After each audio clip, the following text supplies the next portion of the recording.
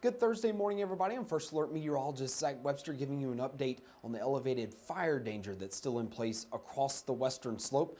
We'll start out with a look at the Spring Creek fire. A little bit of growth yesterday, despite some of those gusty winds that we saw yesterday. 2,859 acres burned as of the update from yesterday evening. We'll give you a closer look at that there. So not much in the way of growth, despite the gusty winds that we saw, and also those calmer winds helping to get that fire a little bit more under control. Containment now up to 20% from the 5% that we saw the day before. We'll once again see those gusty winds all across the western slope, but there's a closer view of Parachute closer to the Spring Creek fire. And as you can see, we will see those wind gusts on the increase by the afternoon, but not quite as strong with those winds as what we've seen over the last couple of days. Do be aware, however, by later this evening, a cold front moves through the region. We will see a little bit more of a spike in those wind gusts, but hopefully by then humidities will come up a little bit as those temperatures drop, and we won't see as much of an increase in the fire danger as well. Again, we're not seeing as strong of those gusty winds as what we saw earlier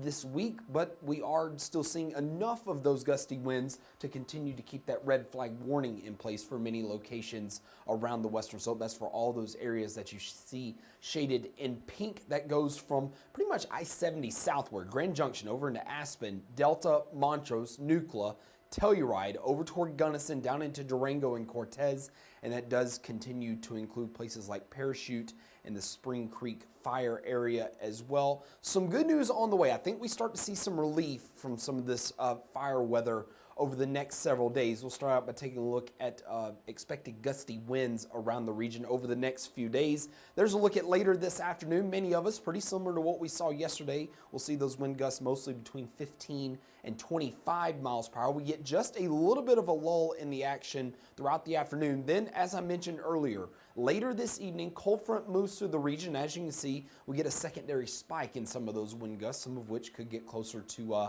25, 30, 35 miles per hour as that front moves through the region. Then things kind of start to quiet down once again overnight Thursday night and into early Friday morning. There's a look at how wind gusts could be by Friday afternoon. Again, really a lot of the same. Many of us going to see those wind gusts mostly between 15 and 20 to 25 miles per hour. Not as strong as what we saw earlier this week, but still some gusty winds kind of hanging around in some pockets. Saturday is when you're really going to probably notice the biggest difference in the smaller gusty winds. There's a look at Saturday afternoon. Many of us will see wind gusts between 10, 15 miles per hour. Some may get a little bit closer to 20 miles per hour, but nothing anywhere close to what we were seeing earlier this week or even what we're going to see over the next couple of days. The next thing that I'm watching here is an increase in moisture around the western slope. The big thing with a high fire danger is you need those strong gusty winds. You need those drier conditions as well, those low relative humidities, that dry air that really dries out the vegetation and makes for good fuels for fire to burn. And well, when you get clouds, you've got a little bit more moisture in the air, and that's definitely what we're going to start to see around the western slope, even starting as early as this afternoon. Clouds starting to kind of fill in across the western slope later this afternoon. And there could be a few showers that pop up in some of the higher elevations of the western slope, and you can already see it there for later Friday afternoon. Those scattered showers get a little bit more widespread. Now, they're mostly over the higher elevations of the region, but there's a little bit better coverage of some of those showers around the western slope by later Friday afternoon. Regardless of rain, we will see a lot more in the way of that cloud cover around the western slope on Friday. A bit less of both of those things, clouds and showers, as we head into Saturday.